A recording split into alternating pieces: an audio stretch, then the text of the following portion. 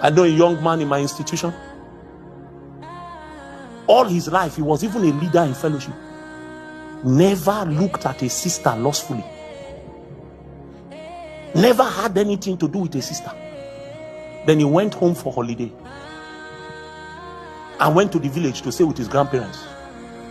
Then while he was there, he didn't sleep with girls in the university. A village girl in the choir sang one day, Ole Valo Somana, and it was like the sound of angels. He now decided to go into, I'm telling you a life story, and he went into her. And then all of a sudden he became sick, running from everywhere. When he came back, he went to his family doctor because he's from a Christian home. And they ran all the tests, all. Say, nothing they do you now. The doctor said, if not that I know you, that you are a man of God, I would have said you should do HIV test. The guy broke down in tears and said, Oga, we need to do the test. I'm a man of God, but a village girl. So they ran the test and found him HIV positive. The one time he decided that he will step out of his consecration, Satan was waiting. God will go and look for a soldier who understands that I cannot be entangled, because it means that might be the difference between either winning or losing the war. I cannot be entangled. I must keep my eyes on the prize, looking unto Jesus, the author and the finisher of the faith. So Paul begins by showing us that there is warfare, and the first posture that the believer takes is the posture of a soldier. And in being a soldier, what is important is to know the consecration of a soldier. Where there are general consecrations, there are also unique consecrations to every calling. Look at David's mighty men. There were some that were good with spears. There were some that were good with swords. There were some that could hold stones. Each weapon of war demanded a different kind of consecration. What is required to be a great skilled swordsman is not necessarily the same requirement for you to be a great archer or a user of bows. Everyone is a soldier, and everyone must look at their appetite. Everyone must ration their sleep. Everyone must wear their uniform. Everyone must man their gate. But for you to become a technocrat with your own weapon, to become one with your weapon, there is a unique consecration for you. If you will excel and succeed in the hand of God, you will need to find that consecration and be one with it. Be one with it. But many don't even submit to the general consecration, talk less of the unique consecrations required for our ordinations. Oh, you don't understand. Some people require only to do 10 hours every month to enter into the things God is piping. But for some of us, you need to stay long and pray. Pray 10 hours today, you dust yourself, you wake up, you do 10 hours tomorrow. You have to keep pressing, because what it is that you are holding in your hand demands a different consecration. Sisters, hear me. A sister can go and fornicate and then get pregnant, and then God shows her mercy, and then she moves on with her life, and everything is okay, and she gets married, and everything is fine. But you, everything is tied to you marrying as a virgin, and you've not found it. Just imagine, bro, that the day the angel of the Lord came with the package of the Messiah, he found that Mary had become intimate with Joseph. Are you with me? Wait first. Do you know that that prophecy does not have anybody's name on it? Are you aware? The prophecy simply said a virgin will do what? Conceive and give birth to a son. So it means that every virgin in Israel was qualified to carry that prophecy. That prophecy did not say Mary, oh, a certain virgin called Mary will conceive. No. He said a virgin. So just imagine that the night before the angel dispatched from heaven with the courier of God, that Mary went to Joseph's house. You know, they were betrothed. They were engaged.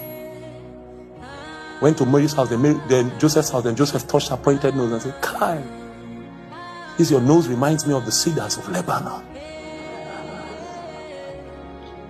Then Mary entered into the kitchen and made indomie with fish.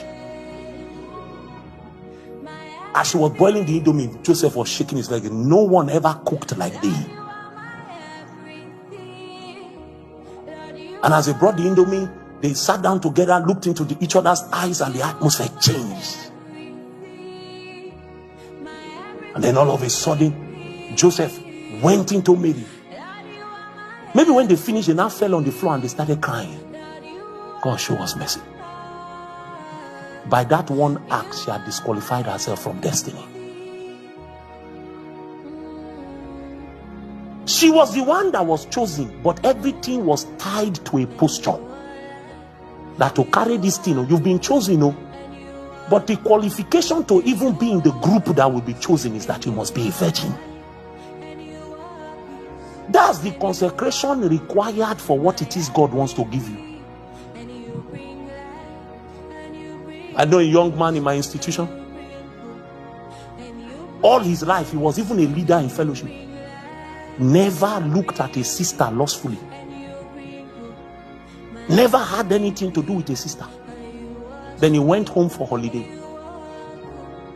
and went to the village to stay with his grandparents. Then while he was there, he didn't sleep with girls in the university. A village girl in the choir sang one day, Ole Valo Somana, and it was like the sound of angels. He now decided to go into, I'm telling you a life story, and he went into her. And then all of a sudden he became sick, running from everywhere. When he came back, he went to his family doctor because he's from a Christian home, and they ran all the tests, all. Say, nothing they do you now. The doctor said, if not that I know you, that you are a man of God, I would have said you should do HIV test. The guy broke down in tears and said, Oga, we need to do the test. I'm a man of God, but a village girl. So they ran the test and found him HIV positive. The one time he decided that he will step out of his consecration, Satan was waiting. You know, it's us that take things for granted. I will arise as usual. He wist not that the Spirit of the Lord had departed. He wist not. A warrior recognizes that a single lapse, you fall asleep at the wrong time, can mean an invasion into your territory. Say we are a warrior that is manning the gate. He knows that his end of duty is 6 p.m. Then he's waiting for the man to come and change him. He now decides that because the man who is coming to change him is taking too long, he now decides to walk away. It can be that is how they will enter the nation and kill all the women and children. So even though his legs are shaking, even though it's difficult to stay there, the man to relieve him has not come. He mans his gate. They'll say, he sleep. Sleep, eh? Sleep. I assure you that if you wake up and you are praying and you hit your head against the wall, you will wake up. You will wake up. But it has not become such important. You don't see it as consecration. You have not come to recognize that you can't survive without prayer. You have not come to realize that you can't survive without fasting. Everything that I am is those two things. Fasting. I used to tell people that if you connect with me, you will hate food. In fact, sometimes my wife will bring the food and load the plate. In Warri, we call it size gwelele. She will load the plate and say, eat. I say, you want to kill me? I'm a man of God. They say, you need this body. What have you eaten since? Eat. They now supervise me to eat. You will lose the desire for food. You know, some of us have not seen the demand on our lives. You have not seen how important it is for you to be in alignment. If God were ever to show you the number of destinies that are depending on your accuracy, you will know that there is much to be done. There are things you won't take for granted. If God were ever to show you the demands on your life, where he wants to take you to, and what is necessary to get there, you will not joke with certain things. If God were to show you,